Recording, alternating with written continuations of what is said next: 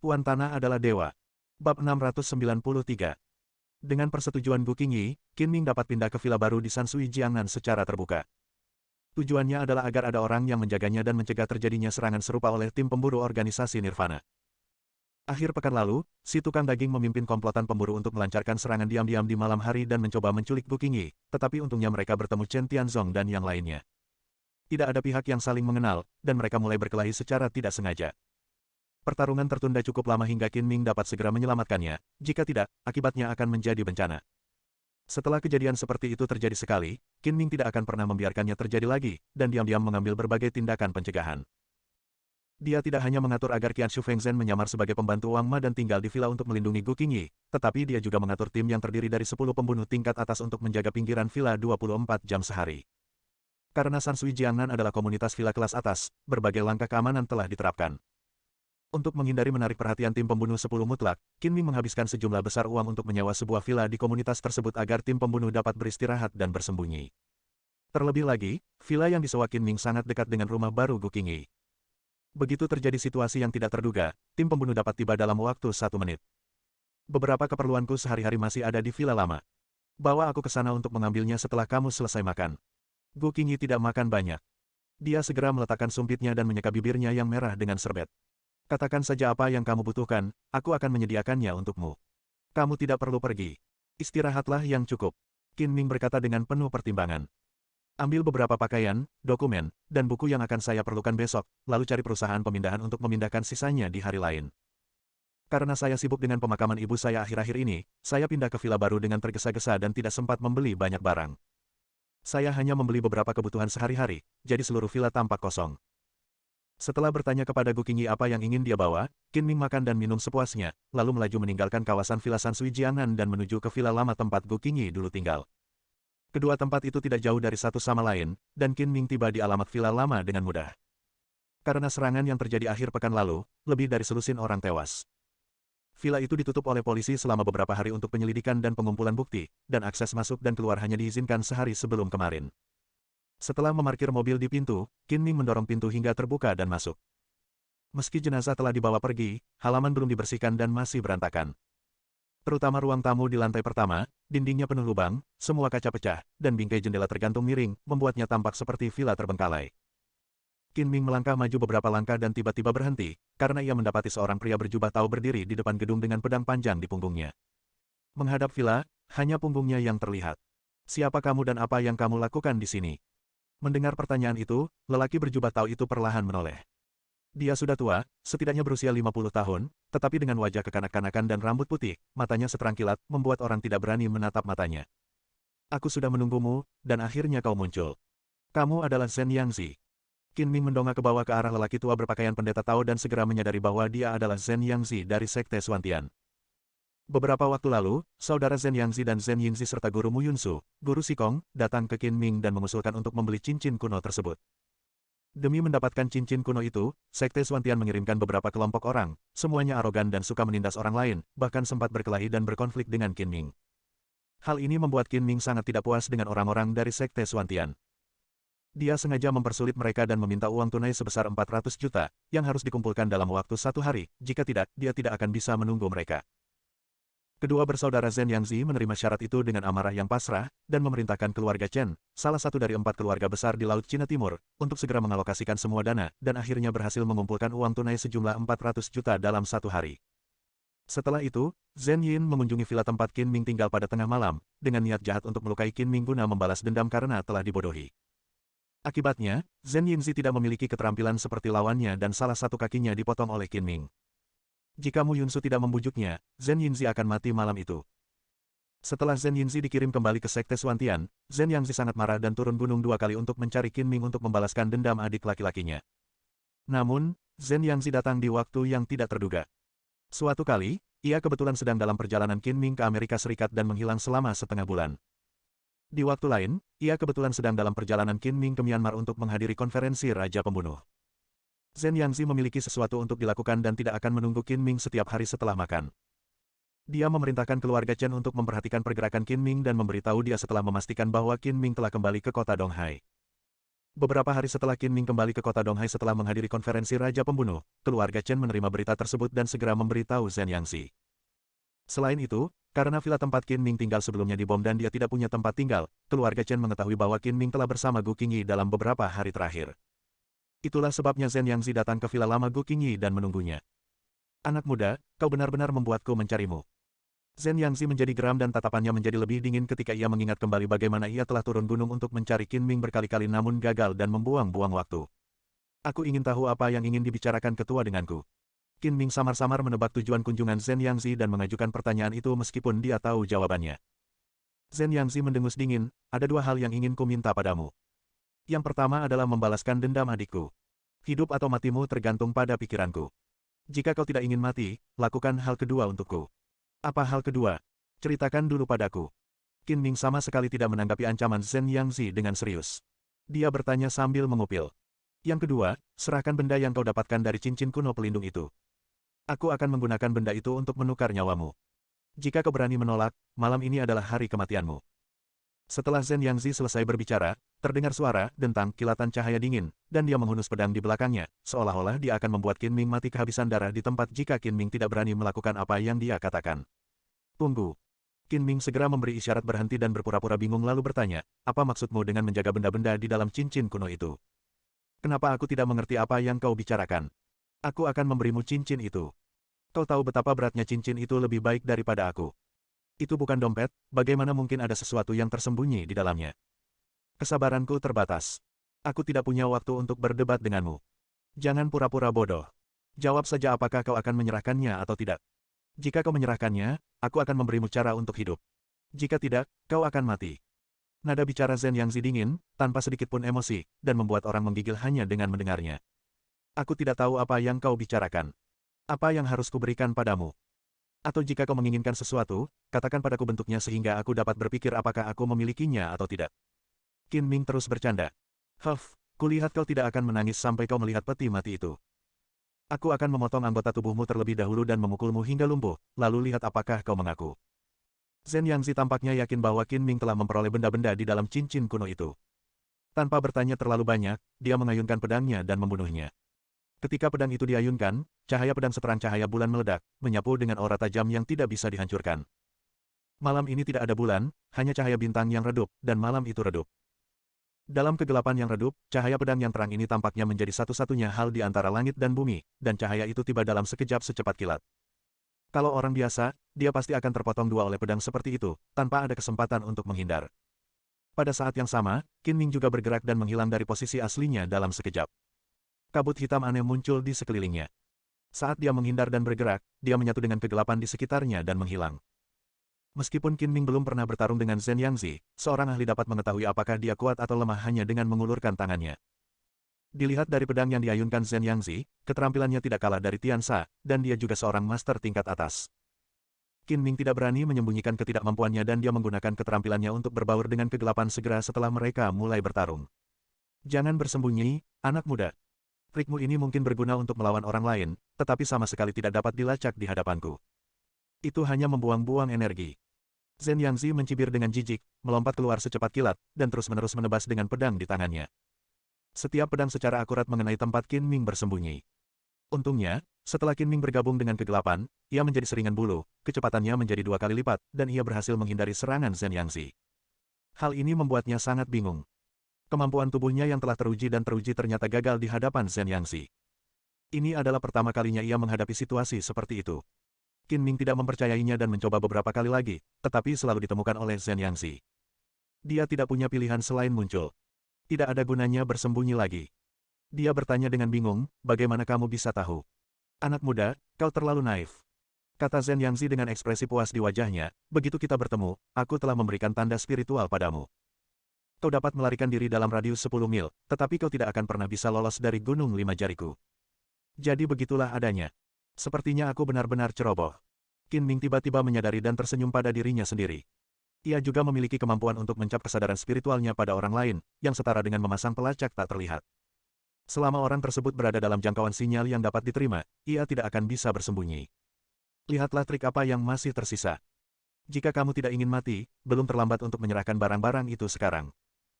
Zhen Yangzi mengarahkan pedangnya ke arah Qin Ming dan berteriak, aku akan bertanya sekali lagi, apakah kamu akan menyerahkannya atau tidak? Qin Ming mengangkat bahu tak berdaya dan mendesah, aku benar-benar tidak tahu apa yang kau inginkan. Bagaimana aku bisa menyerahkannya? Jika kau ingin membalas dendam pada Zhen Yinzi, jangan mengarang segala macam alasan. Datang saja padaku. Kau mencari kematian. Jangan salahkan aku karena bersikap kejam dan tidak berperasaan. Setelah berkata demikian, Zhen Yangzi menggeser kakinya dan menyerang seperti pedang tajam yang terhunus dari sarungnya. Pedang di tangannya menusuk bahu Qin Ming seperti ular berbisa yang menyemburkan lidahnya. Bullnose, berhentilah membual. Malam ini aku akan memberimu pertarungan yang hebat dan memberitahumu apa artinya ketika ombak sungai yang mendorong ombak ke depan, dan setiap ombak lebih kuat dari yang sebelumnya. Metode licik itu tidak berhasil, jadi Qin Ming hanya bisa menunjukkan keahliannya yang sebenarnya. Dua sinar cahaya melesat keluar dari matanya, dan energi sejati yang kuat mempercepat peredarannya. Tiba-tiba, belati merah muncul di tangannya, dan cahaya pedang yang tajam meledak. Dia menghadapi Zhen Yangzi, siap bertarung selama 300 ronde untuk menentukan pemenangnya. Bab 694. Ilmu pedang Zhen Yangzi sangat hebat, energi sejatinya kuat, gerakannya mantap dan tenang, masing-masing pedangnya membawa momentum yang luar biasa, keterampilan pedangnya seperti sungai yang bergelombang terus-menerus, dan satu pedang lebih baik dari yang lainnya. Dengan dia sebagai pusatnya, angin kencang bertiup, debu memenuhi udara, pasir dan batu beterbangan, cahaya pedang yang terang saling bersilangan, dan aura pembunuh yang kuat. Dia memiliki momentum yang tak terkalahkan untuk membunuh orang dan Buddha yang menghalangi jalannya. Qin Ming harus mengakui bahwa Zhen Yangzi memang kuat, jauh lebih kuat daripada Zhen Yinzi yang pernah bertarung dengannya. Daya mematikan ilmu pedangnya jauh lebih unggul daripada Tiansha. Jika dia tidak hati-hati, dia akan terbunuh oleh pedang Zhen Yangzi. Sedemikian rupa sehingga Qin Ming harus mengerahkan segenap tenaganya, mendorong energi dan kecepatan sejatinya hingga ekstrim. Tubuhnya seperti hantu, dan hanya bayangan samar yang bisa dilihat. Cahaya pedang dari pedang peminum darah tak tertandingi, menahan energi pedang yang terus-menerus menyerang. Untungnya, Qin Ming menyerap banyak energi sejati Yinsa dari Tiansa beberapa hari yang lalu, dan sekarang dia telah menggunakannya sendiri. Keterampilannya telah ditingkatkan ke tingkat yang lebih tinggi, dan dia mengandalkan kecepatannya yang luar biasa untuk menghadapi Zhen Yangzi. Zhen Yangzi masih ingin bertanya kepada Qin Ming dan tidak ingin membunuh Qin Ming untuk sementara waktu, jadi dia menunjukkan belas kasihan dan menghindari titik vital Qin Ming dengan pedangnya. Ini juga memberi Qin Ming kesempatan untuk melepaskan dan melakukan serangan balik sesuka hati. Kedua lelaki itu bertarung bola-balik, tubuh mereka saling melilit, dan dalam sekejap mereka bertarung selama lebih dari 30 ronde, tanpa ada seorang pun yang menentukan pemenangnya. Hanya dua sosok yang terlihat melayang di lapangan. Cahaya pedang yang berputar-putar terus bertabrakan, menyebabkan arus yang bergejolak. Ada selokan yang dipotong oleh cahaya pedang di tanah, dan pasir serta debu ada di mana-mana. Pertarungan itu cukup intens, jadi tidak seorang pun diizinkan untuk mendekat.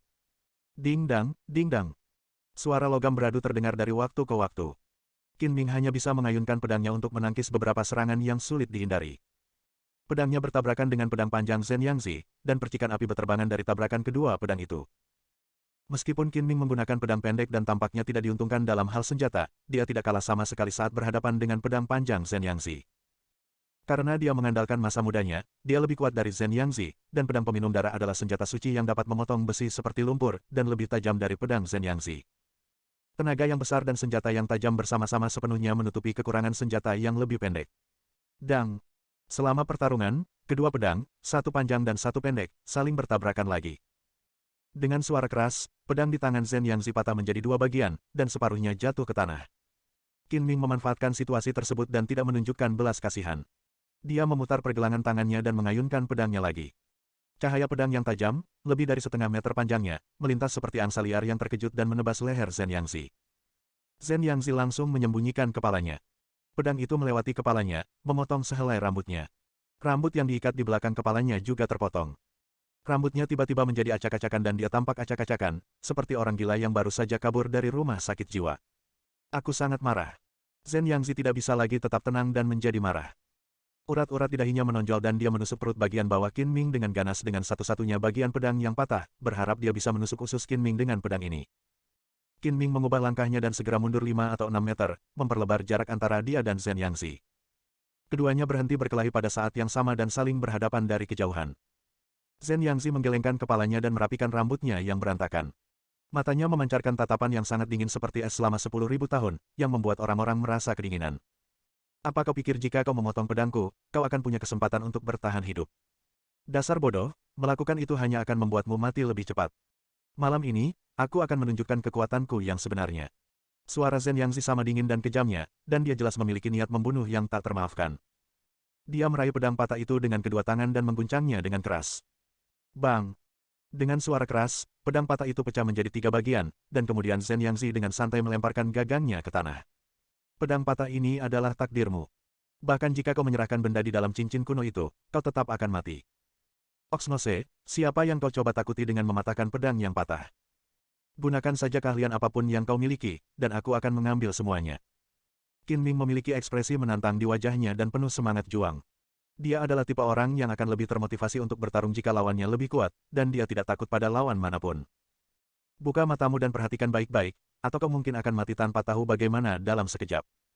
Zhen Yangzi berteriak keras, dan menyatukan jari tengah dan jari telunjuk tangan kanannya untuk membentuk jari pedang. Cahaya putih keperakan yang terang mengembun dan terbentuk di ujung jarinya, dan dalam sekejap mata berubah menjadi bentuk pedang panjang. Padatkan Qi menjadi pedang. Qin Ming tak dapat menahan diri untuk menyipitkan matanya, tatapannya terfokus pada energi pedang yang terkondensasi di jari-jari Zhen Yangzi, diam-diam mendesak bahwa pendeta Tao tua ini memang tidak sederhana. Biasanya, energi pedang dilepaskan melalui pedang panjang fisik di tangan. Hanya Master Kendo sejati yang dapat melepaskan energi pedang sesuka hati tanpa menggunakan benda fisik apapun, yang merupakan ranah legendaris, mengembunkan energi menjadi pedang. Pendekar pedang yang telah mencapai level ini tidak lagi membutuhkan senjata biasa. Lebih baik tidak memiliki pedang di tangan daripada memilikinya. Mereka dapat membunuh orang dengan energi pedang sesuka hati. Hanya senjata langka dan tajam yang layak untuk mereka. Dengan kata lain, Zhen Yangzi awalnya tidak perlu lagi menggunakan pedang, tetapi alasan dia masih membawa pedang adalah karena dia telah memakainya sejak dia mulai mempelajari keterampilan pedang, dan dia telah memakainya setiap hari selama beberapa dekade, jadi dia telah mengembangkan perasaan terhadapnya. Bagi seorang pendekar pedang sejati, pedang yang ia gunakan sepanjang tahun setara dengan kehidupan keduanya. Begitu pula dengan Zhen Yangzi. Meskipun pedang bukanlah senjata ajaib, ia sangat marah ketika Qin Ming memotong pedang yang telah menemaninya selama bertahun-tahun. Agar adil, Qin Ming tidak pandai menggunakan pedang dan belum mencapai tingkat memadatkan Qi menjadi pedang. Dari sudut pandang ini, Zhen Yangzi jauh di depannya. Kau punya sedikit pengetahuan. Zhen Yangzi mendengus dingin, perlahan mengangkat energi pedangnya, dan berkata dengan bangga, bahkan jika kau memiliki senjata ajaib, kau tetap akan mati di bawah energi pedangku. Mari kita lihat bagaimana kau bisa memotongnya. Setelah berkata demikian, Zhen Yangzi menggoyangkan tangannya dengan keras, dan energi pedang berwarna putih perak di ujung jarinya menyambar bagaikan kilatan petir, melesat lurus ke arah Qin Ming. Qin Ming tidak bergerak dari tempatnya. Dia hanya melakukan satu gerakan, yaitu mengayunkan pedang peminum darah dan memotong seberkas cahaya pedang. Dalam sekejap mata, kedua energi pedang itu bertabrakan di udara, dan udara di sekitarnya tiba-tiba bergetar hebat. Dengan suara teredam, kedua energi pedang itu menghilang menjadi titik-titik cahaya yang tak terhitung jumlahnya. Memadat Qi menjadi pedang sama saja seperti ini. Qin Ming berkata dengan nada menghina. Bahkan jika dia tidak bisa mencapai level ini, dia tetap akan memandang rendah pihak lain secara psikologis. Dasar idiot yang menganggap ketidaktahuan sebagai kesombongan, kalimat ini saja sudah cukup untuk membunuhmu 10 kali. Sekarang biar kutunjukkan kepadamu kekuatan sebenarnya dari pedang yang terbuat dari energi terkondensasi, dan lihat berapa lama kau bisa bersikap sombong. Zhen Yangzi tertawa aneh, dan sorot matanya saat menatap Qin Ming tidak berbeda dengan tatapan orang mati. Tiba-tiba, angin kencang bertiup di sekelilingnya, dan energi pedang yang terang muncul satu demi satu. Dalam sekejap, lebih dari selusin energi pedang terbentuk, berputar terus-menerus di depan Zhen Yangzi, seperti bunga pedang yang mekar indah, memancarkan ujung yang tidak bisa dihancurkan, hampir menerangi seluruh halaman. Meskipun ini adalah pertama kalinya Qin Ming melihat Zhen Yangzi menggunakan jurus ini, dia tahu bahwa ini pasti kartu truf Zhen Yangzi.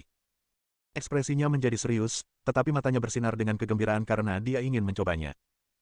Dia mengaktifkan Qi sejatinya dengan seluruh kekuatannya, dan lapisan kabut hitam melonjak di sekujur tubuhnya, membuatnya tampak kabur dan seperti ilusi, siap untuk merespons. Jurusku disebut, hujan pedang mengalir. Buka matamu dan perhatikan baik-baik, jangan mati dengan mata terbuka. Zhen Yangzi menggerakkan kedua tangannya, dan selusin energi pedang yang berputar berubah lagi, tiba-tiba terbelah menjadi setengah ukuran. Energi pedang semakin mengecil, dan jumlahnya meningkat cepat, 1 menjadi 2, 2 menjadi 4, 4 menjadi 8. Hanya dalam beberapa tarikan napas, bagian depan Zhen Yangzi dipenuhi dengan aura pedang yang padat dan kecil. Aura itu tampak mempesona dan tak terhitung jumlahnya, setidaknya ratusan, mempesona dan megah. Sial, bagaimana aku bisa melawan ini? Qin Ming tidak bisa menahan diri untuk tidak mengumpat dengan keras. Dalam benaknya, muncul pemandangan energi pedang yang tak terhitung jumlahnya jatuh dari langit. Tidak ada cara untuk menghindarinya. Dia akan tertusuk menjadi landak dalam sekejap. Efeknya sebanding dengan ribuan anak panah yang ditembakkan pada saat yang sama. Namun, perubahan energi pedang belum berakhir. Energi pedang terus terbelah dan menyusut hingga menjadi setipis jarum rambut sapi, tetapi sangat tajam. Saat ini, energi pedang tidak lagi dapat disebut energi pedang, tetapi cahaya pedang. Hujan cahaya pedang. Jurus pamungkas itu telah selesai, teriak Zhen Yangzi, dan cahaya pedang yang tak terhitung jumlahnya berterbangan, melesat di langit, bagaikan hujan gerimis, atau bagaikan kembang api yang indah di sebuah festival, berjatuhan seperti selimut aluvial. Energi pedang yang tak terhitung jumlahnya bagaikan cahaya dan kilat, menggambar lintasan yang anggun, tetapi mengandung niat membunuh yang besar, seperti ribuan anak panah yang ditembakkan sekaligus, dan tidak ada dewa atau hantu yang dapat lolos. Faktanya, setelah Zhen Yangzi memadatkan lebih dari selusin energi pedang, itu sudah cukup untuk menyerang Qin Ming, tetapi dia tidak melakukannya, jelas-jelas sengaja pamer. Seperti kata pepatah, orang berebut napas, Buddha berebut sebatang dupa. Pedang Zhen Yangzi dipotong oleh Qin Ming. Dia menahan napas kemarahan di dalam hatinya, dan sengaja menggunakan cara terkuatnya untuk membuat Qin Ming membayar harga yang paling menyakitkan atas kesombongan dan ketidaktahuannya, untuk melampiaskan kemarahannya. Setelah melakukan jurus Flowing Sword Rain, Zhen Yangzi tidak merasa rileks. Energi sejatinya terkuras habis dan dia tidak bisa menahan napas. Keringat panas mengucur di dahinya. Dia menatap Qin Ming dengan matanya, ingin melihat Qin Ming mati tragis di tempat. Tepat sebelum cahaya pedang yang tak terhitung jumlahnya terbang, Qin Ming tiba-tiba menghilang dari posisi aslinya dan menghilang ke dalam kegelapan, dengan tegas memilih untuk menghindari ujung yang tajam dan menghindar. Namun, cahaya pedang itu secepat cahaya yang mengalir, dengan kecepatan yang luar biasa cepat dan jumlah yang banyak. Bahkan dengan kecepatan Qin Ming yang sulit dipahami, sulit untuk menghindarinya sepenuhnya, jadi dia memilih untuk menggunakan metode menyatu dengan kegelapan. Bahkan jika Zhen Yangzi dapat melihat pergerakan Qin Ming dan secara akurat menemukan tempat persembunyian Qin Ming, kecepatannya akan berlipat ganda setelah Qin Ming menyatu dengan kegelapan, membuatnya lebih mudah baginya untuk menghindari cahaya pedang yang luar biasa. Dasar pengecut, tidak ada gunanya bersembunyi. Zhen Yangzi berteriak dengan nada menghina, melambaikan tangannya, mengendalikan cahaya pedang untuk mengubah arah, dan mengejar Qin Ming seperti segerombolan lebah.